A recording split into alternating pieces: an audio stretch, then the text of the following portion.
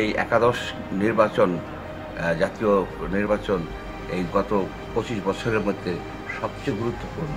এবং আমাদের যে আগের কয়েকটা নির্বাচন হয়েছে কেয়ারটেকার তত্ত্বাবধায়ক সরকারের তত্ত্বাবধানে বা আন্ডারে, কিন্তু এই নির্বাচনটা হচ্ছে দলীয় সরকারের আন্ডারে। সুতরাং এটাও একটা জাতির জন্য পরীক্ষা যে দলীয় সরকারের আন্ডারে একটা নিরপেক্ষ অংশগ্রহণমূলক স্বচ্ছ নির্বাচন হতে পারে কিনা। সেই হিসেবে আমি বলবো এই নির্বাচন অত্যন্ত গুরুত্বপূর্ণ।